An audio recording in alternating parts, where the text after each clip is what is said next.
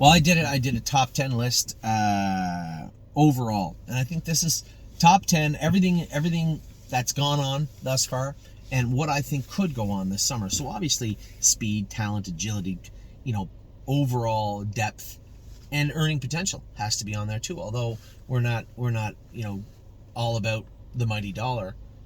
You can't win races without making money. So these are the horses I think will be, from what I can see, now there's some horses on here I think could be more productive than some of the horses on this top 10 list, but I just don't have enough information to tell you unequivocally. In fairness, in my mind, these are the 10 horses I had to talk about.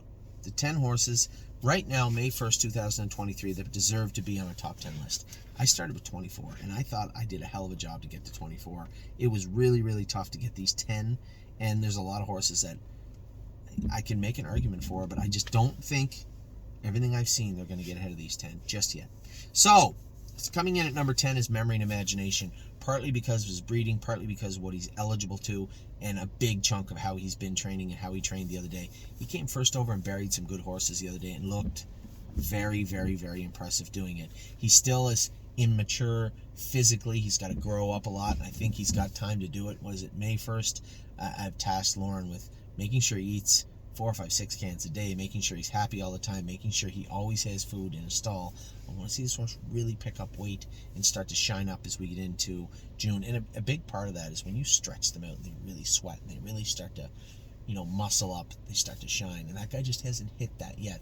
But for him to do what he did the other day, for him to do what he's been doing and look so good since we castrated him, I really thought there's a number of horses I had at 10. There might have been 5 horses I put at 10 or 9 that I had to take off the list. And I just thought that this guy made the most sense for what we're trying to do. He made the most sense today. So number 10, Memory and Imagination. Number 9, Lover's Play. I think this filly has everything going on for her now. And what I like the most about her, she's starting to understand her work. And I can tell because I sit behind her every day, every training day. And when I see what she does and how she does it, she's starting to understand what I'm asking her to do. Not just do it because I told her, but do it because she understands what's going on. And when you see the horses start to feel and feel like that and move like that, it's impressive. It's very, very impressive. And this filly has everything going on for her, has been great, and continues to be very, very good. Number 10 was tough. Number 9 less tough. I think this filly belongs on this list. I didn't put insider trading on here. I'll give you a few as we go along. I'll tell you there's a number of horses that could have easily gone on a top 10 list that I didn't put on here. And I just thought that Lover's Play, her gait, what she's eligible to, where she's headed, Oak Grove, Kentucky, everything going on in that state, and what she has done so far, I just felt that she belonged on this list. So number 9, Lover's Play. Number 8. Where are you at, number 8? Number 8, Affection. It's pretty hard not to have her on a top 10 list. In fact, a couple of people are probably going to think that she should have been higher than 8, and she could have been higher than 8. And now it's push comes to shove. She looked good the other day. She trotted well. She finished off her mile well. She's getting stronger. She's getting smarter.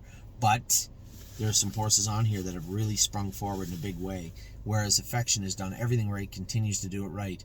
But the only thing left is how fast can she go. I think she's got all the speed in the world. Let's see. I'm going to need to see it. And Affection, this list, make no mistake, there's some horses that really, Winter Bells didn't make this list.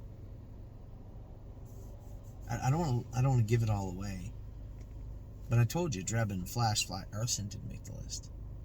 This is a tough list. This is really, really tough list because now not only do I have to put them on there, but I have to tell you why. And when it comes to Affection, I don't think there's any shock that she's on a list. That she's way down at 8, a little surprising, but we have a lot of deep Pennsylvania trotters, and really speed is going to play a factor. She's been fast. She's done her work well. I need to see the depth.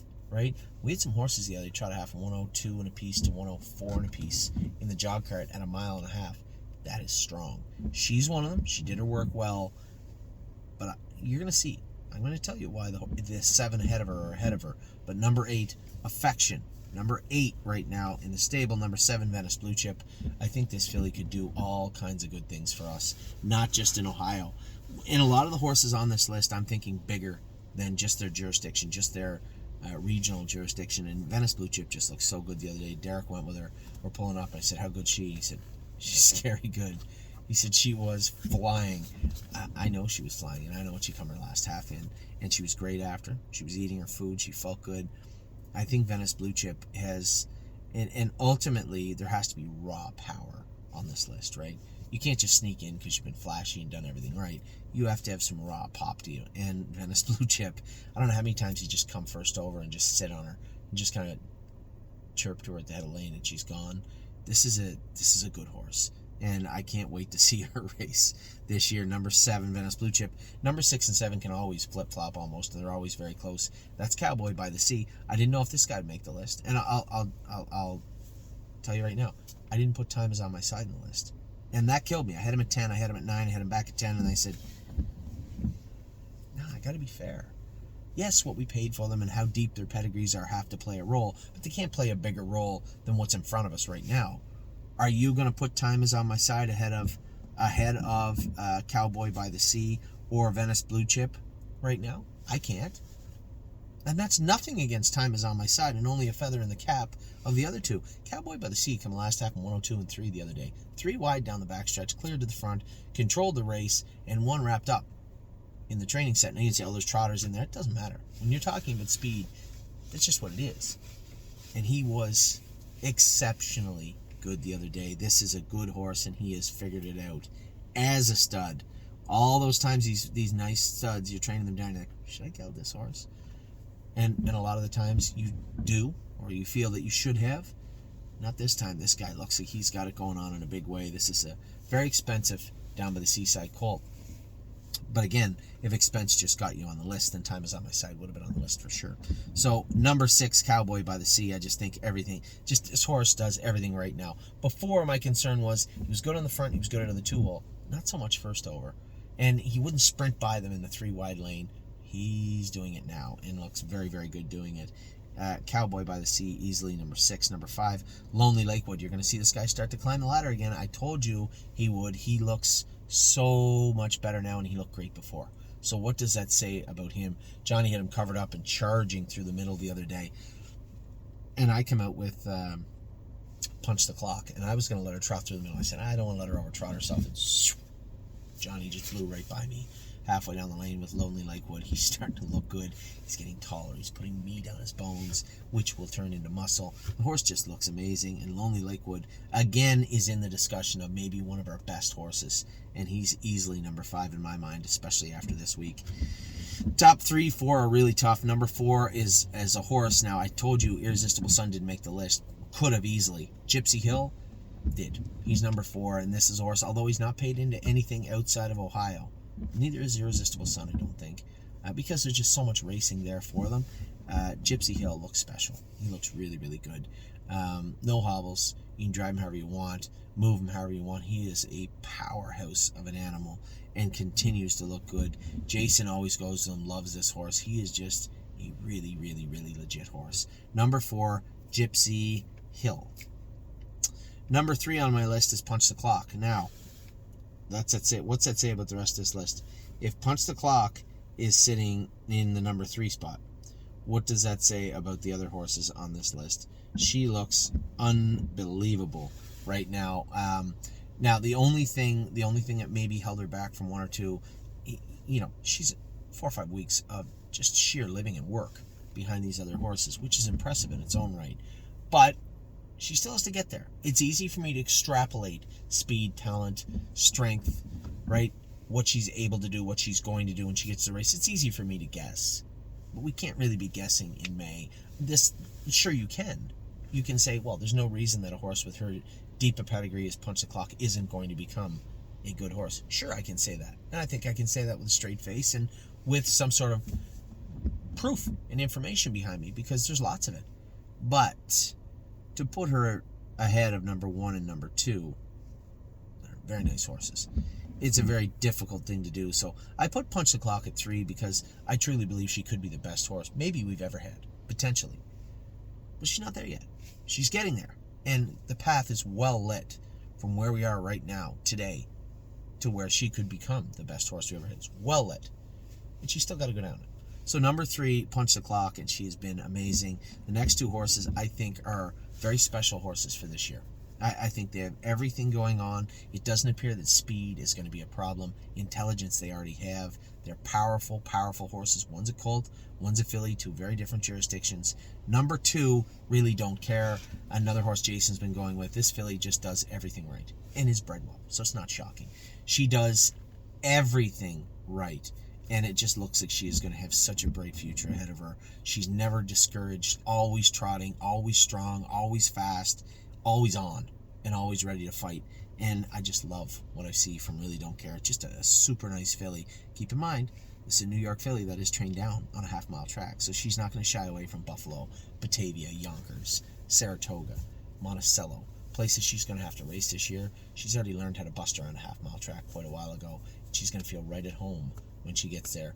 This is a legit, really, really, really nice filly. So you can only imagine, for me to put somebody else at number 1 ahead of this filly is impressive in its own right. And it's another horse Jason goes a lot with, Pickpocket. I've talked about Pickpocket quite a few times. We've talked about how good he is, how talented I believe he is, how his future looks. You know, he's a Walner, he's paid into Kentucky, he's paid into New Jersey. We've paid him into everything. I think this is as good a horse in around May the 1st of any 2-year-old year that we've ever had. And both him, Really Don't Care, anybody in this top 10 list has been. But this horse in particular has just shown so much talent. He just appears that he does everything right. He's never been sore. He's never been off. A little off left time. Did a little work to him, but you never say, oh, you know, his knees. You know, with Hallie, I love Hallie, and I can't tell you when her knees are going to cool down. She's going to tell us soon enough. But when is she ready to go forward? So this horse has never ever been sore, ever. Pickpocket has never been lame. He's never been off. He's never needed time to back off and come forward. It's been straightforward whenever we asked him to. This is a good horse. And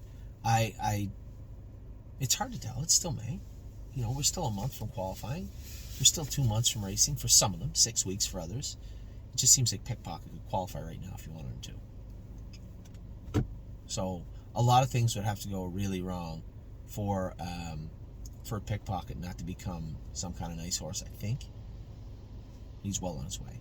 So this was probably one of easily the toughest top 10 lists I've ever had to make, but I think I got it right. Affection was at number 8. Let's talk about some of the horses that didn't make. Arson, training fantastic. Absolutely couldn't be happier with Arson than I am right now. Blanton's Blue, I've raved about Blanton's Blue the last 3 weeks. We castrated him. His attitude changed almost immediately. The horse has been lights out. Good. Very, very impressed him. Drebin, I think, could be easily all the way to the top or anywhere near the top of the top 10 list. He's just got to get his life sorted out and straightened back out. Since we castrated him, I think the horse is going to come forward in a big way. Flashfly, Green Tea, these horses are amazing horses so far. The Green Shoes have been good for us. Insider Trading, speaking of Green Shoe, another one that's just been great. Irresistible Sun could easily make the top 10 list. Just a super nice colt. Full of shoes I continue to talk about. I think she's going to be a very, very good filly for us. Purple People Eater might be the best trotting filly we have. Her, Sedona Hill, and Oh Snap You are all jockeying for the top position in that division in our barn. And quite frankly, Purple People Eater might be a little bit ahead today. Sedona Hill, another one on that list, jockeying with her. Sweeney on the colt side, the horse has just done everything right. Everything right, and it's just been a very, very good horse the last little while. Time is on my side. I can't talk enough about him, and neither can James, about how good he's been, how talented he seems, which made it really difficult not to put him on the top 10 list. But it want to come down to memory and imagination, what he's doing right now, what he did the other day, and time is on my side. I opted for the trotter. Vaquero Blue Chip has been incredible. He jogged the other day training, and I mean jogged. So did Winter Bells. Both those horses jogged in their training miles, but did not make this top 10 list. So it was a top 10 list that was very difficult to make, but I think I got it right. So there you have it. 10 through 1, Memory and Imagination in at number 10. Lovers Play 9. Affection is number 8. Venice Blue Chip is number 7. Cowboy by the Sea 6. Lonely Lakewood 5. Insider Trading 4. Punch the Clock comes in at 3. Really Don't Care number 2. And Pickpocket is the top of the heap starting into May. So with that, I'll let you go. I want to talk about all the 2-year-olds. All the 3-year-olds racehorses. We're going to get to that in just a second.